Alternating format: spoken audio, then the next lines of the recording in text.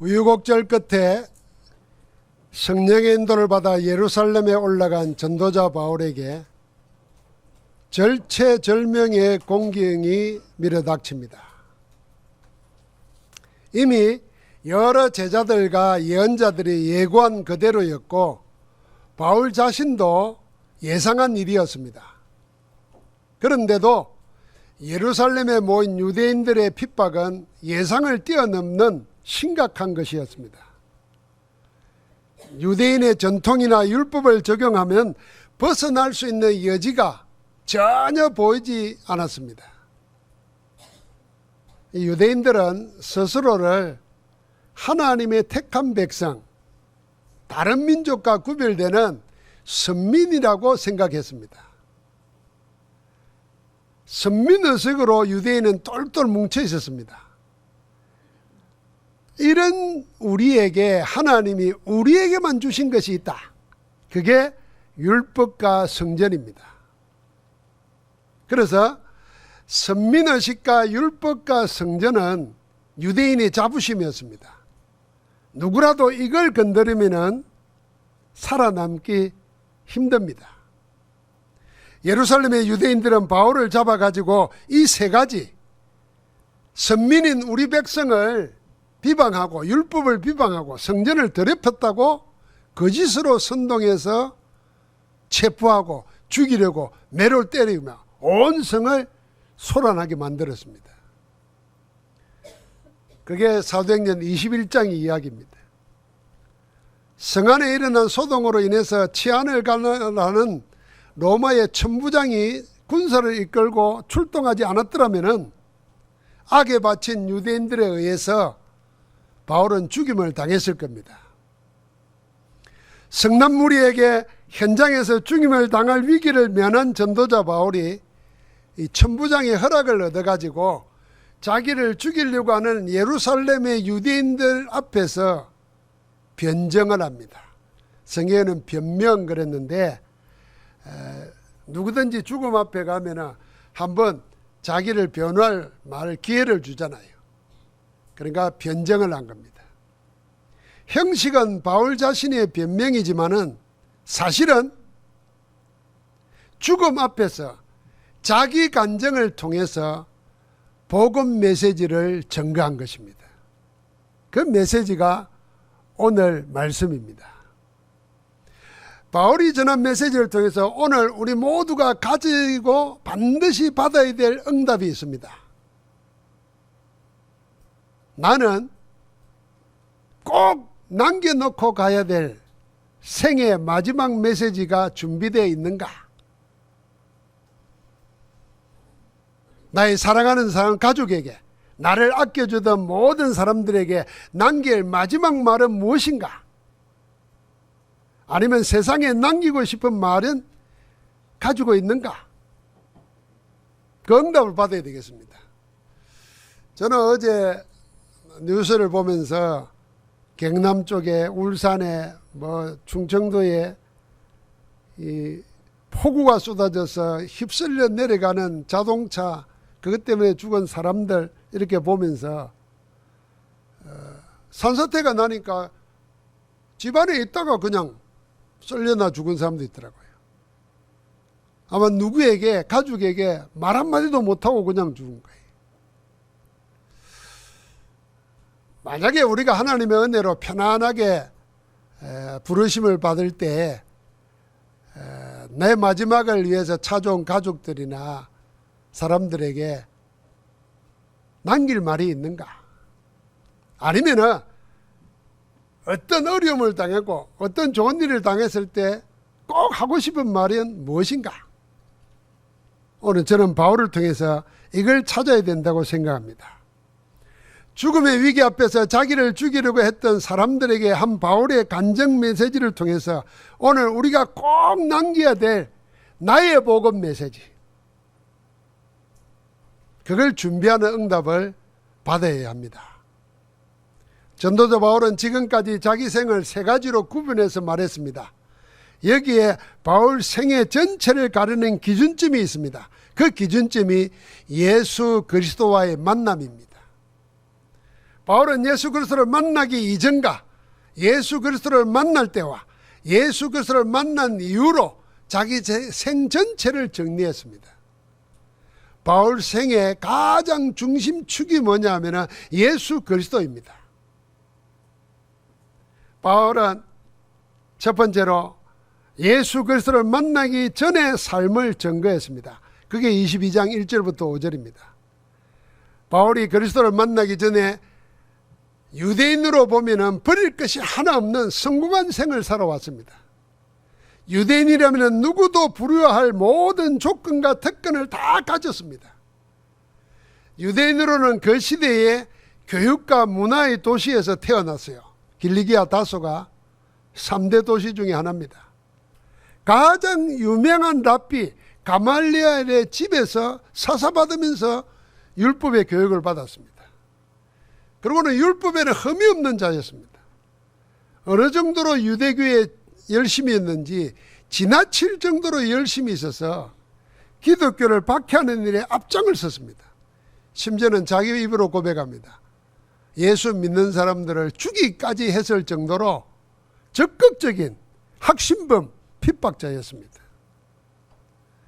바울은 지금 자기의 과거 그리스도 만나기 이전의 인생을 미화하거나 자랑하지 않았습니다. 오히려 그 반대입니다. 자기의 출생이나 받은 교육과 종교적인 삶 전부를 보면 도저히 나는 하나님을 만날 수 없는 죄인이었다는 것을 숨김없이 낱낱이 고백합니다.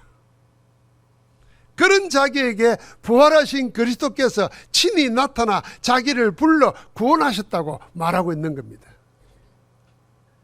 많은 사람들은, 거의 대부분의 사람들은 지금보다도 과거를 자랑하고 추억합니다. 그런데 그걸 그리스도 만나기 전에 보고만 해서 보고 말하는지 안 하는지는 구별해야 됩니다. 그런 바울을 찾아오신 그리스도를 바울은 만났다는 기억을 생생하게 기억하고 증거합니다. 그게 오늘 22장 6절부터 11절입니다. 다시 한번 우리가 예수 그리스도를 만날 때의 장면을 한번 같이 읽어보겠습니다. 6절입니다.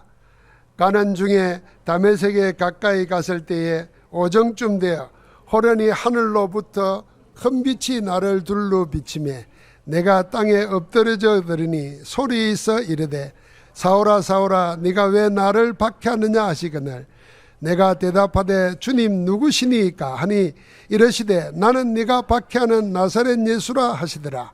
나와 함께 있는 사람들이 빛을 보면서도 나에게 말씀하시는 이의 소리는 듣지 못하더라. 내가 이르되 주님 무엇을 하리이까? 주께서 이르시되 일어나 다메섹으로 들어가라. 내가 해야 할 모든 것을 거기서 누가 이르리라 하시거늘 나는 그 빛의 강체로 말미암아 볼 수 없게 되었으므로 나와 함께 있는 사람들의 손에 끌려 다메섹에 들어갔노라. 이렇게 바울은 부활하신 예수 그리스도, 죄인인 자기를 찾아오셔서 부르신 주님을 만나게 됩니다. 생을 두고 잊을 수 없는 단 한 분의 만남이 영원한 관계로 남게 되었습니다. 바울은 이 만남을 통해서 예수님이 이단의 개수가 아니라 우리 조상들이 창세기 3장 이후부터 고대하고 기다리던 메시아 곧 그리스도가 이 예수님이구나 하는 것을 깨달았습니다. 너무나 생생했기 때문에 나중에는 아그리빠 왕 앞에서도 이 장면을 증언하면서 복음을 변정했습니다. 바울이 예수님을 만날 때의 장면은 인생 메시지였어요. 그래서 그 실제 사실은 사도행전 9장입니다. 처음으로 공개하는 간증은 오늘 22장이에요. 이런 무리 앞에서 했습니다. 자기를 죽이려고 하는 무리 앞에서. 나중에는 왕 앞에 서서 이 이야기를 다시 합니다. 그만큼 중요한 자리에 재판을 받으면 죽느냐 사느냐 아닙니까? 그런 절박한 순간에도 자기 인생의 메시지를, 자기 복음의 메시지를 전달한 겁니다. 그리스도를 만나기 전과 그리스도를 만난 이후, 그 그리스도 만날 때가 어땠냐, 이걸 고백하는 겁니다. 이 사건은 바울의 초대교회에 일어난 최대의 사건입니다. 핍박자가 전도자로 바뀌는 사건이에요. 그냥 전도자가 아니라 이 한 바꿈을 통해서 세계 역사의 흐름이 바뀌어지는, 세계사를 바꾸고 교회사의 흐름을 바꾸는 세계사적인 사건이었습니다. 이 사건은 바울이 두 가지 물음과 예수 그리스도의 두 가지 대답으로 이루어져 있습니다. 이거는 조금 있다가 다시 한번 그 의미를 찾아보겠습니다. 마지막 셋째, 바울은 예수 그리스도를 만난 이후에 변화된 자기의 삶과 자기가 받은 사명을 전했습니다. 그게 21절까지입니다. 이렇게 그리스도를 만난 바울이 이후에 무엇을 위해 어떻게 살았는지 하는 증언입니다. 하나님이 그리스도를 통해서 이루신 구원 사역을 위해서 성삼위 하나님은 복음으로 다시 태어난 전도자 바울을 사용하셨습니다. 한마디로 전도 선교의 흐름을 바꾸는 하나님 나라의 일들이 바울을 통해서 나타났습니다. 이방인과 임금들과 이스라엘 백성들에게 복음을 전하기 위한 나의 택한 것이라는 부르신 그대로 성삼위 하나님께서 바울을 통해서 친히 행하셨습니다. 그게 사도행전 9장부터 28장까지입니다. 예루살렘에서 유대로, 유대에서 마게도나를 거쳐서 로마까지 전거되었습니다. 하나님은 지금도 하나님이 약속하신 일을 이루고 계십니다. 겉으로 보면 바울은 죽임을 당하는 것 같고 공경을 치르는 것 같고 어려움을 당하는 것 같지만 하나님은 그 모든 일을 통해서 하나님이 바울을 통해서 하시겠다고 했던 그 세계복음화를 이루어가고 계시는 겁니다. 자, 만약에 여러분과 내가 어려움을 당하고 고민거리가 있고 견딜 수 없는 일들이 있다고 생각할 때 그 일만 생각하고 있으면은 거기에 묶이게 되고 그것 때문에 더 힘들어질 겁니다. 그 통증이 올 때 보통 진통제를 먹잖아요. 근데 의사 중에는 진통 효과가 있는 것이 약 말고도 많은 걸 찾아냈어요. 그 가운데 자기 아픔을 잊을 만큼 막 웃으면은 통증을 잃어버린다는 거예요. 의사가 쓴 책 중에 통증이 올 때 호흡으로 통증을 다스릴 수 있는 책도 써냈어요. 우리는 아프면은 막 울부짖었지만 아프다고 막 경상도 말로 막 뭘 하든지 이래야 되잖아요. 그런데 어떤 사람은 웃으면서 통증을 이기고 어떤 사람은 호흡을 통해서 이겨요. 그런데 우리가 영적으로는 내 모든 문제, 어려움 속에서, 고난 속에서 하나님이 지금 이 일을 통해서도 하나님이 일을 하고 계신다는 걸 알고 그 일을 놓고 기도하기 시작하면 통증 없애는 정도가 아니라 하나님의 역사가 내 문제 속에, 사건 속에 그대로 일어날 줄 믿습니다. 그럼 바울이 지금 그걸 고백하는 겁니다. 그래서 죽이려는 무리 앞에서 이 이야기를 실제로 한 겁니다. 똑같은 상황을 나중에 계속해 나가는 겁니다. 한마디로 말하면 바울은 자기 생을 놓고 볼 때 그리스도 만나기 전과 만난 이후 그 그리스도 만나는 그 순간 그리스도의 만남, 그것을 중심축으로 인생을 다시 정리한 겁니다. 이걸 보고 우리는 인생 캠프 메시지라는 겁니다. 그래서 바울은 죽음 앞에서도 인생 캠프를 하는 겁니다. 자기를 죽이려고 하는 사람들 앞에서 인생 캠프를 한 거예요. 여러분, 우리가 언제 어떻게 누굴 만날지도 모르고 언제 어떻게 무슨 일을 만날지도 모릅니다. 언제 어떻게 죽을지도 모릅니다. 그러나 항상 준비되어 있어야 될 게 뭐겠습니까? 내 생을 그리스도 중심으로 정리한 메시지가 있어야 됩니다. 여러분과 내 이야기를 밤새도록 들어줄 사람이 있을까요? 아무도 없다고 봐야 그 사람이 인생을 깨달은 사람입니다. 아이고 내 남편 들어주겠지. 천만의 말씀. 5분도 듣기 힘들 겁니다. 내 자식은, 여러분, 내 자식이 내 이야기를 얼마나 들어줄까요? 한 3분 지나가면 엄마 됐어 그만 알았어 그럴 거예요. 아마 뭔 말하는지 내 다 아요 이럴 겁니다. 그래서 미리 녹음해 놓으세요.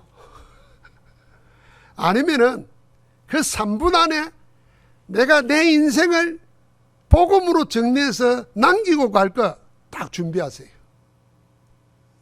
바울은 거기 준비되어 있었기 때문에 죽음 앞에서도 틈을 타서 말할 기회를 얻는 거잖아요. 이게 지금 자기를 죽이려고 하는 사람들 앞에 찾아온 천부장에게 말을 하는 거야. 네가 이 사람들 말을 할 수 있느냐니까. 내가 유대인이다 그러고 히브리 말로 하는 거야. 히브리 말로 하니까 유대인들이 자기들 나라 말을 하는 줄 알고는 조용해지는 겁니다. 나중에 왕 앞에 서서도 그렇게 말합니다. 메시지가 준비되어 있으면 시간을, 찰나의 시간을 영원한 시간으로 만들 수 있다 그 말입니다. 우리 인생도 그렇다는 것을 알고 준비해야 됩니다. 예수 그리스도와 전도자 바울의 만남은 바울의 물음과 주님의 대답으로 언약 관계로 맺어졌습니다. 다메섹으로 가다가 큰 빛이 둘러 비치니까 말이 놀라가지고 뛰는 바람에 바울은 떨어졌습니다. 그런데 큰 빛이 비치는 바람에 앞을 보지 못하고 소리는 듣는데 다른 사람은 빛은 보면서도 소리를 못 들었다 그랬어요. 그 소리 가운데 하는 말이 사울아 사울아 네가 왜 나를 박해하느냐 그랬습니다. 그 말을 듣고는 바울이 주님에게 묻고 답하는 것이 두 개 나옵니다. 처음에 이렇게 물었습니다. 그게 8절입니다. 주님 누구십니까? 자기 이름을 부르니까 도대체 누구길래 내 눈을 멀게 하고 일순간에 나를 아무것도 아닌 존재로 만들어 당신은 누구십니까? 이렇게 물은 겁니다.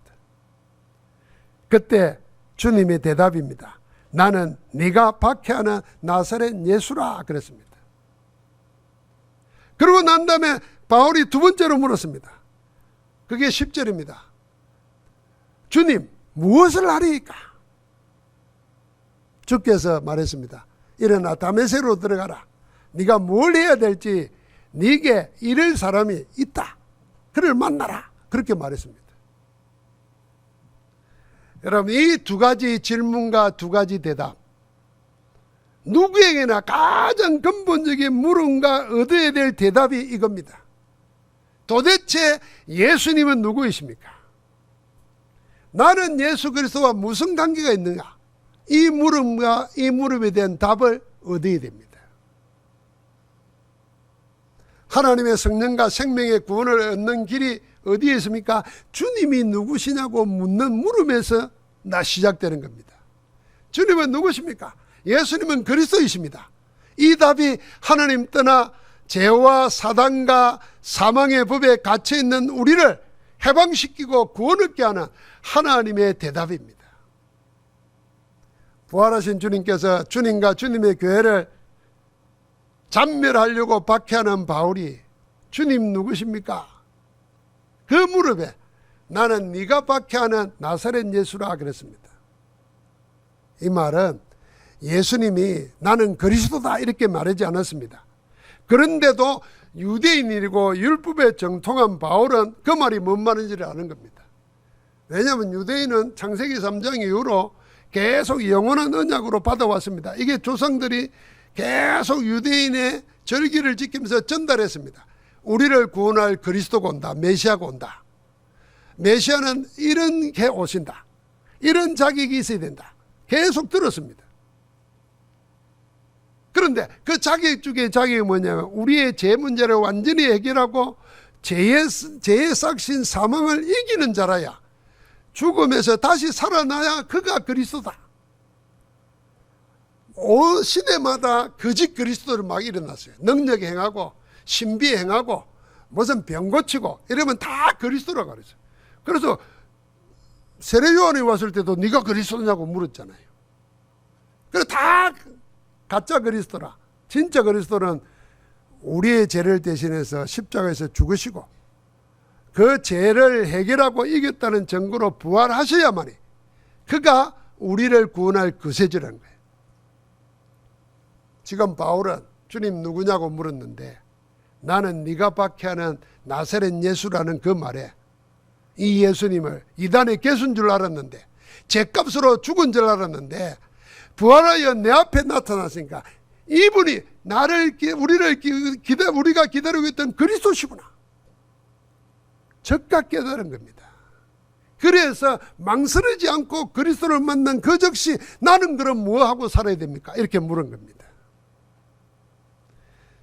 사랑하는 성도 여러분, 우리 생에 반드시 한 번은 묻고 답을 가져야 될 내용이 예수님은 나에게 있어서 누구신가? 이 물음입니다. 이 물음에 답을 가진 자는 인생 모든 문제에 대한 답을 다 가진 것입니다. 여러분, 예수님이 나에게 있어서 누구신가 하는 물음은 하나님이 계시는가 안 계시는가 하는 그런 의문보다도 더 근원적인 질문입니다.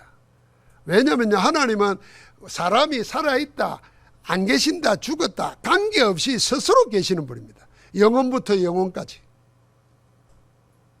하나님은 안 계신다 말하는 그 사람이 있기 전부터, 그 사람을 낳은 부모가 있기 전부터, 그 조상이 있기 전부터 하나님은 계셨습니다. 그래서 사람이 없다 그러면 하나님이 없어지고 있다 그러면 있고 그런 존재가 아니에요. 하나님은 살아계십니다. 영원하신 분이십니다. 그런데 문제는 그렇다고 하면 하나님을 만나야 되는 겁니다. 왜 그렇습니까? 모두가 하나님 떠나가지고 사단에게 속가해서 죄와 저주 운명에 묶여서 지금 하지 않아도 될 고생을 하고 당하지 않아야 될 저주 재앙 속에 죽어가고 있거든. 그러면 하나님 만나는 길이 모든 저주 재앙 죽음 사망에서 해방받고 생명 얻는 길인데 만나는 길이 뭡니까? 그분이 바로 예수 그리스도입니다. 예수 그리스도를 영접할 때 하나님의 자녀가 되는 권세를 얻게 되는 겁니다. 그래서 나를 본 자는 아버지를 보았다 그러고 나를 만난 자는 아버지를 본 거다 그랬어요. 문제는 여러분, 내가 그 하나님을 그리스도로 만났기 때문에 이제는 하나님의 자녀로 두 번째 질문을 하는 겁니다. 주님, 무엇을 하리까? 주님, 나는 이제 무엇으로 살아야 됩니까? 자, 바울을 생각합시다. 그동안 가지고 있는 지식, 특권 가지고 유대교에 반대하는 이단들을 잡아가지고 죽이고 오는데 앞장서는 것으로 자기 생을 살았는데 이제는 그리스도를 만나서 구원받고 난다면 그 일로 살 수가 없잖아요. 그럼 나는 뭘로 살아야 됩니까? 자, 우리 여기에 예수 영접하고 구원받고 하나님 자녀된 지 얼마 안 되는 분들 한번 생각해 보세요. 이제 나는 뭘로 살아야 됩니까? 이 질문이 나와야 정상입니다. 내가 불신자로 살 수 없잖아요. 옛날에 예수 안 믿는 상대로 살 수 없잖아요. 이걸 다른 말로 말하면 내가 은혜 받기 전처럼 은혜 받은 이후에 그렇게 살 수 없잖아요. 오늘 이런 생각을 했어요.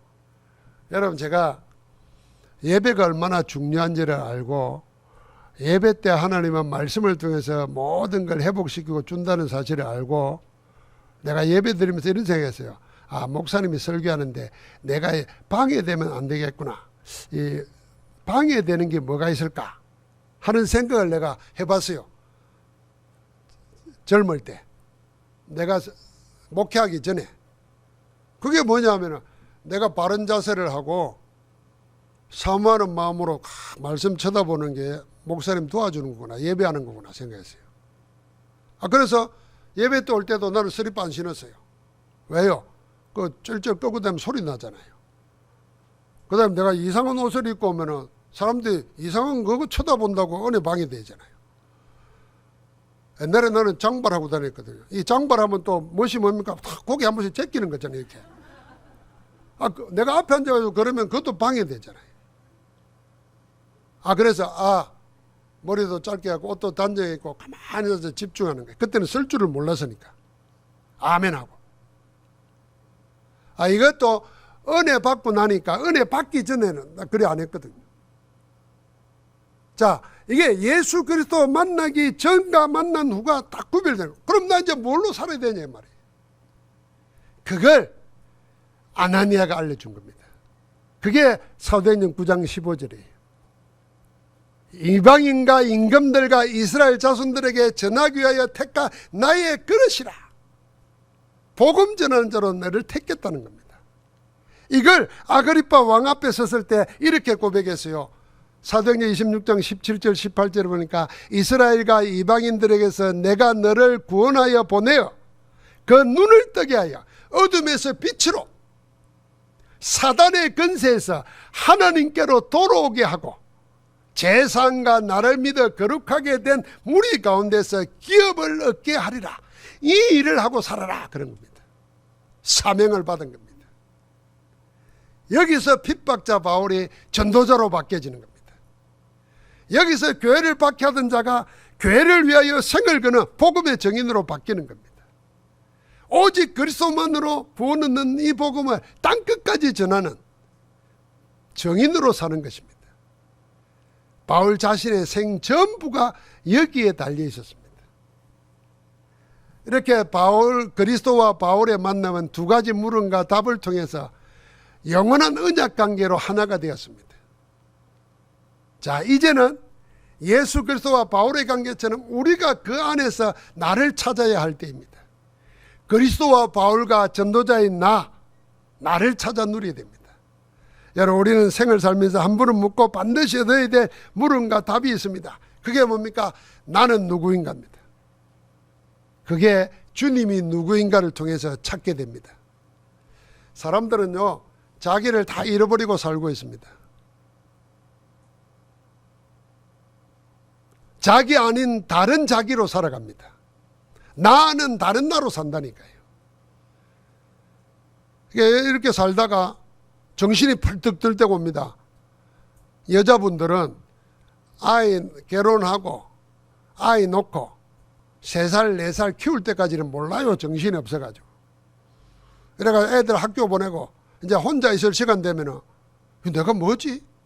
맨날 남편 밥 해주고 애 키우고 뭐하고 나는 뭐였지? 이름도 몰라. 자기 이름도.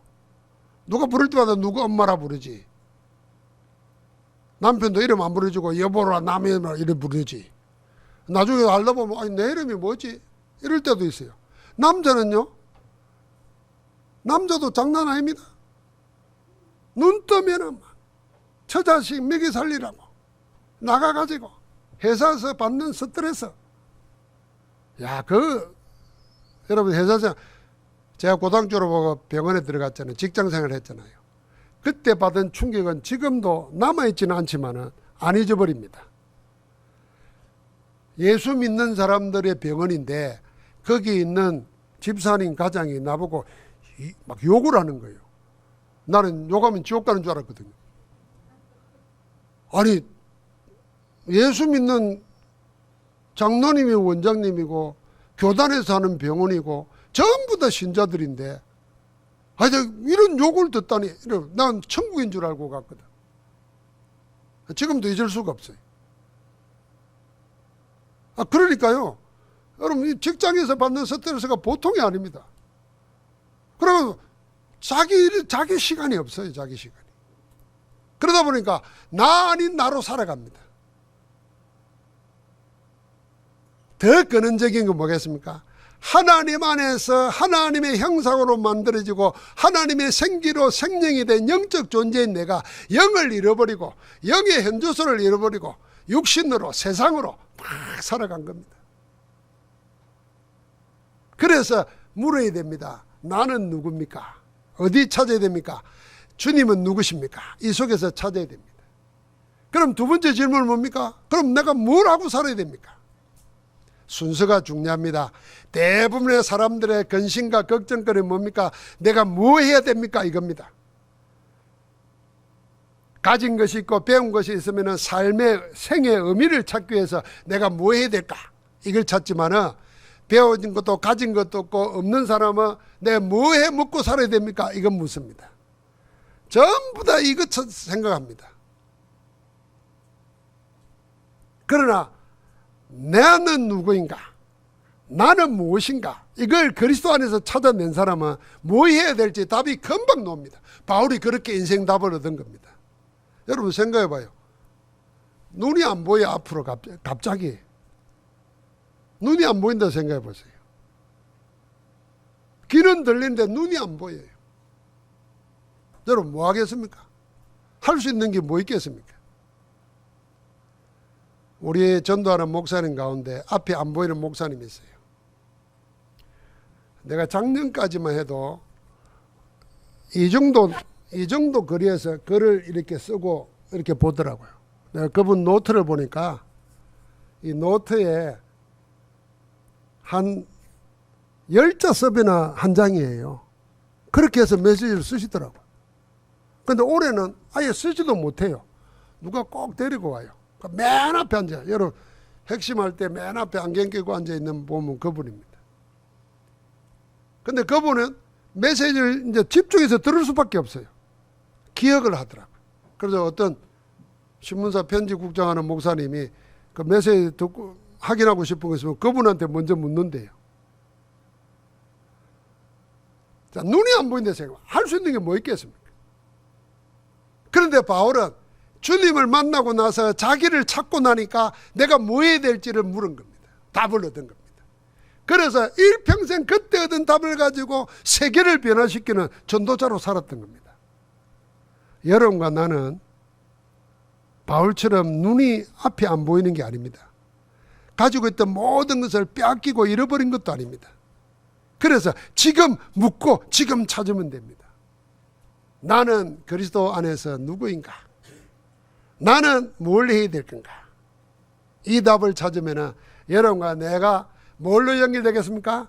예수 그리스도와 전도자 바울과 여러분과 내가 그 대열 속에 함께 연결됩니다. 이게 영원한 관계로 이어지는 겁니다. 자, 그렇지 않으면 어떤 삶이 되겠습니까? 이 연결된 걸 놓쳐버리면 세상 사람과 똑같이 그냥 열심히 먹을 것 찾아서 살다가 그냥 가는 겁니다. 하루살이 인생과 같은 겁니다. 나의 모든 것이 하나님과 연결되는 하늘의 영원한 상급과 연결되는 것, 그걸 찾아야 되는데 오늘 예수 그리스도 안에서 나를 찾고 하나님이 나에게 나를 통해서 하시고자 하는 일을 찾아서 가장 복된 인생으로 인생의 메시지를 가지고 나의 복음을 가지고 승리하기를 주의 이름으로 축복합니다. 하나님 감사합니다. 죄인 개수인 바울을 찾아오셔서 두 가지 질문을 하게 하시고 거기에 답을 주셔서 생을 바꾸신 주님께서 오늘 우리에게도 동일한 질문과 답을 가지고 인생을 새로 시작하는 영원응답의 시작을 새로 시작하는 축복의 날 되게 하옵소서. 예수 그리스도 안에서 나를 찾게 하시고 예수 그리스도 안에서 나를 통해서 하시고자 하는 일을 찾아서 인생 캠프할 수 있도록 저들을 축복하여 주옵소서. 우리 주 예수 그리스도 이름으로 기도하옵나이다. 아멘.